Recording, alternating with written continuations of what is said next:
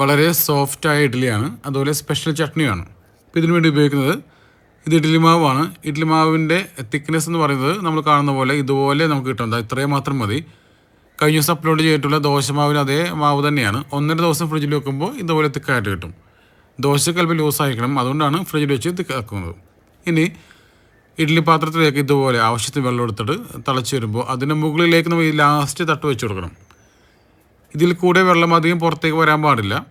എന്നിട്ട് ഏറ്റവും അടിയിൽ തട്ട് ഫില്ല് ചെയ്താണ് വെക്കാൻ വേണ്ടി. ഇവിടെ വെച്ച് ഫില്ല് ചെയ്ത് കഴിഞ്ഞാൽ ഒഴിക്കുമ്പോൾ അത് കറക്റ്റായിട്ട് വീഴണമെന്നില്ല, അതുകൊണ്ടാണ് പുറത്ത് വെച്ച് ഫില്ല് ചെയ്യുക. ലാസ്റ്റ് തട്ടും അതുപോലെ തന്നെ ഇതിന് മുകളിലുള്ള തട്ടും നമുക്ക് രണ്ടും പുറത്ത് വെച്ച് ഫില്ല് ചെയ്തിട്ട് എടുത്ത് വെച്ച് കൊടുത്താൽ മാത്രം മതി. ഒഴിച്ച് വെക്കുമ്പോൾ അത് കൈതട്ടി പോകാതെ പുറത്തേക്ക് ലീക്കാവാതെ സൂക്ഷിച്ചാൽ മാത്രം മതി. മുകളിലെ തട്ട് നമുക്ക് ഇവിടെ വെച്ചിട്ട് ഇതുപോലെ വെച്ചതിന് ശേഷം നമുക്കത് ഫില്ല് ചെയ്യാം. കാരണം അത് ഒഴിക്കുമ്പോൾ നമുക്ക് ഒഴിക്കാൻ നല്ല സ്പേസ് ഉള്ളതുകൊണ്ട് കുഴപ്പമൊന്നും ഉണ്ടാവില്ല. ഇതിപ്പോൾ സൺഫ്ലവർ ഓയിൽ എല്ലാ തട്ടിലും പുരട്ടിയിട്ടുണ്ട്, അത് പെട്ടെന്ന് വിട്ട് കിട്ടാൻ വേണ്ടിയാണ്.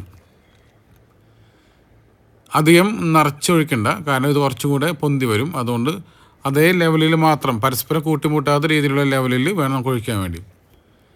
ഇനി മീഡിയം ടു ഹൈ ഫ്ലെയിമിൽ വെച്ചിട്ട് ആവി വന്നതിന് ശേഷം 10-12 മിനിറ്റ് വേവിച്ചെടുക്കാം. ഇതിപ്പോൾ ആവി വന്ന് തുടങ്ങിയിട്ടുണ്ട്. ഇനി നമുക്കൊന്ന് കവർ ചെയ്യാം. ഇതിൻ്റെ കൂട്ട് കൃത്യമാണെങ്കിൽ നമ്മൾ 10 മിനിറ്റ് കഴിഞ്ഞ് തുറന്ന് നോക്കുമ്പോൾ, അല്ലെങ്കിൽ 12 മിനിറ്റ് കഴിഞ്ഞ് തുറന്ന് നോക്കുമ്പോൾ നല്ല ഷേപ്പായ രീതി കിട്ടും. നമുക്ക് നോക്കാം.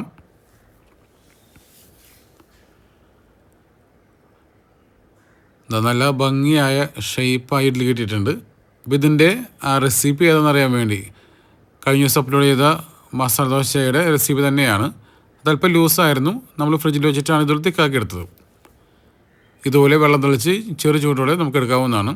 ഈ ചട്നിയുടെ റെസിപ്പി അടുത്ത ദിവസം അപ്ലോഡ് ചെയ്യുന്നതായിരിക്കും. സ്പെഷ്യൽ ടേസ്റ്റാണ് ഈ ചട്നിക്ക്.